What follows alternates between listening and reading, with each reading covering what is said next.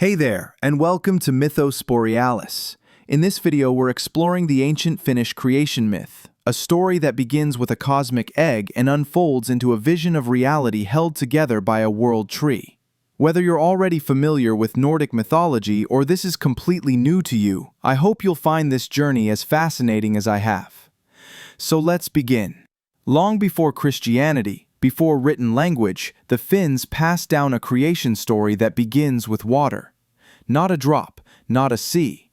An ocean without shores, stretching in every direction, forever. And in this emptiness flew Ilmatar, the daughter of the air. Some versions call her a spirit, others simply a waterfowl. What matters is this: she had been flying for ages, searching for something that didn't exist. Land. Her wings grew heavy, her strength faded, and still only water. Then something emerged, a knee, or perhaps a shoulder, the texts vary. A small part of Ukko, the sky god, or perhaps a primordial giant, broke the surface just enough for her to land. She settled, she nested, and she laid 7 eggs. But water is never still. The knee shifted. The eggs tumbled, and when they shattered, the universe was born. The lower shell became earth, solid ground appearing for the first time. The upper shell vaulted into the sky above. The yolk ignited into the sun. The white became the moon. And the scattered shards? Stars, flung across the darkness. Clouds, drifting through the newborn sky. 7 eggs. The entire cosmos. This is how it began. Not with war, not with divine command, but with exhaustion, accident, and the fragile shells of eggs. It's a remarkably humble origin story, and that tells us something important about how the Finns saw the world. With the framework in place, earth, sky, sun, moon, there was still no detail, no mountains, no valleys, just flat, featureless land and empty ocean. Enter Ilmatar, no longer just a bird, but in her full divine form. She floated on the primordial sea for 30 years. Some versions say 700. Time worked differently then. And as she drifted, she began to sculpt. Where she reached out her hand, coastlines formed, bays and peninsulas. Where her foot pressed down, the ocean floor deepened into trenches. Her tears became the countless lakes of Finland. Her breath became the wind. She wasn't building. She was becoming. The landscape was her body, translated into stone and water. And if you've ever stood on the Finnish coast, staring at those jagged islands and endless horizons, you can almost feel it. The ancient memory of her presence, still shaping the stones. But Ilmatar wasn't finished.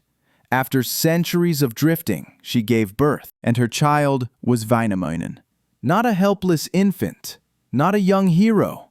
He was born old, ancient even, with a long white beard and eyes that had somehow already seen everything.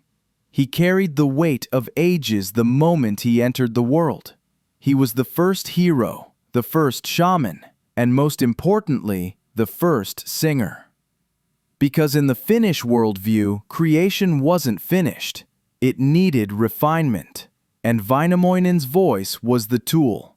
He sang the forests into being. Pine, birch, spruce appearing from nothing. He sang forth the animals. Bears, elk, salmon, eagles.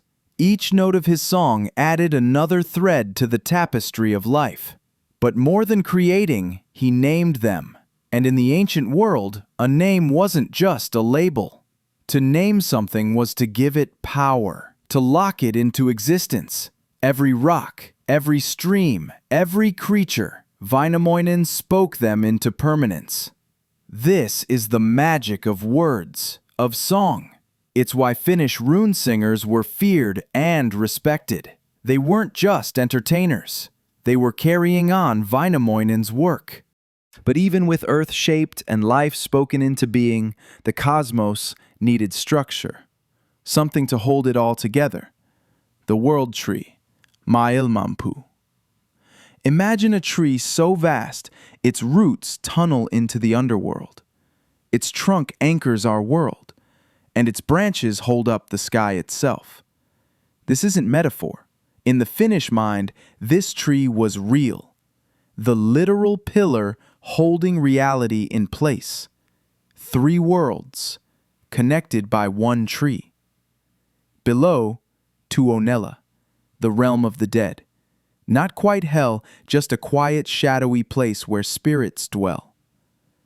Middle, our world, where humans, animals, and nature spirits share the land.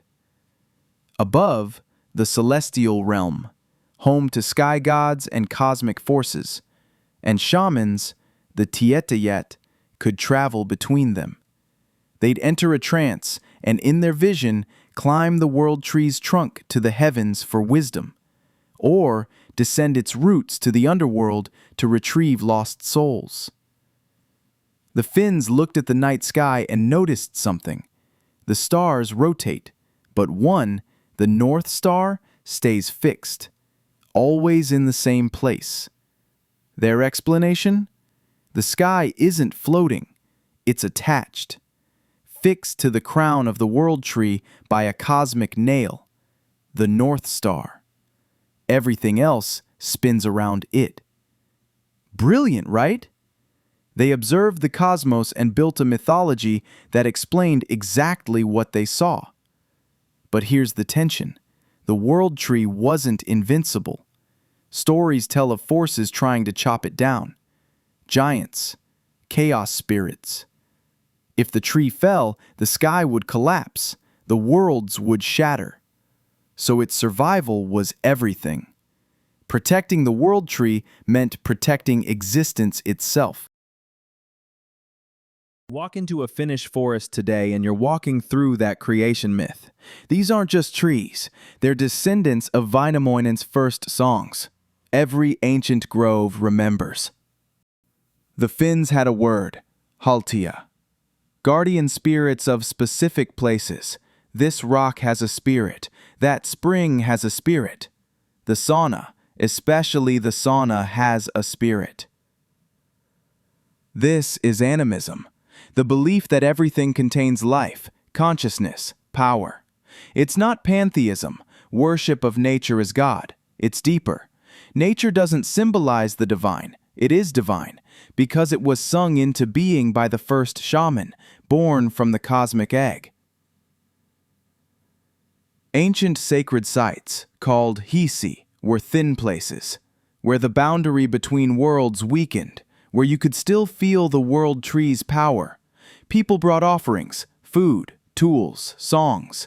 They weren't worshiping the tree, they were acknowledging what it held in place. You see this reverence today. Ask a Finn about their mökki, their cabin in the wilderness, and watch their face change. It's not a vacation home, it's a return, a reconnection to that primordial relationship between human and forest, human and water. Because in Finland, nature isn't something you visit. It's where you're from. Now you might be thinking, wait, isn't this just Norse mythology? The differences matter. Norse creation from the Prose Edda starts with fire and ice. They collide in the void called Gnunga Gap, and from their meeting comes Ymir, the first giant. The gods kill Ymir and build the world from his corpse. His flesh becomes earth, his bones, mountains, his blood, the seas. Whew, it's violent, it's active. The gods are warriors, builders, shapers. The Finnish version? A tired bird, fragile eggs, a slow, patient unfolding. Ilmatar doesn't conquer, she shapes through presence. Väinämöinen doesn't build, he sings. Creation emerges rather than being forced. The Norse have Yggdrasil, a mighty ash tree, yes, but their cosmology centers on Asgard, the god's fortress. The tree connects, but the gods rule. The Finnish world tree is the center, not a meeting place for gods, the actual spine of reality. It's less about divine personalities and more about the structure itself. Why does this matter?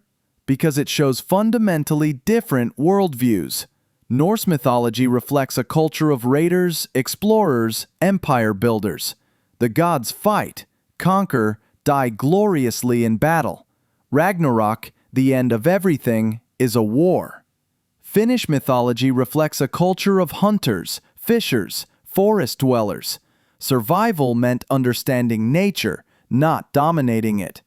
The shaman's power came from knowledge and song, not the sword. Neither is better, they're simply different answers to the same human questions. Where did we come from? What holds the world together? What is our place in it? And Finland's answer, quiet, strange, and beautiful, deserves to be heard. So its survival was everything. Protecting the world tree meant protecting existence itself. For centuries, these stories lived only in memory, passed down by rune singers in remote villages, changing slightly with each telling. Then came Elias Lönnrot. In the 1820s and 30s, this Finnish physician walked thousands of miles through the Finnish and Karelian countryside, collecting fragments of these ancient poems. He stitched them together into one epic, the Kalevala. Published in 1835, expanded in 1849. It did more than preserve folklore. It gave Finns an identity. At the time, Finland was squeezed between Sweden and Russia, lacking political independence. The Kalevala said, "We have our own stories, our own heroes. We are distinct." Today, the creation myth lives on in unexpected ways. J.R.R. Tolkien was obsessed with the Kalevala. He called it a key influence on Middle-earth. The character Kullervo directly inspired Turin Turambar. The sound of Elvish? Based on Finnish phonetics. The idea of words as power? That's Väinämöinen's magic. Finnish heavy metal. Bands like Amorphis, Moonsorrow, Korpiklani mine these myths constantly. Epic, storytelling metal with kanteles and folk instruments mixed with distortion. They're the modern rune singers, carrying the tradition forward. And environmentalism in Finland isn't just politics, it's cultural memory. The forest is sacred because the myth says so. You don't destroy what was sung into being. The cosmic egg cracked open centuries ago in the Finnish imagination, but its fragments are still shaping the world, in stories, songs, and the way a nation sees itself. So the next time you see an egg, think bigger. The next time you walk through a forest, listen closer. The song of creation never really stopped. It's still being sung. In the wind through the trees. In the lap of water on ancient shores. In every story we tell about where we came from and why we're here. If you enjoyed this journey to the beginning of everything, let me know in the comments and subscribe for more hidden stories from the North. And remember, the old gods may be silent, but the old stories, they're still very much alive.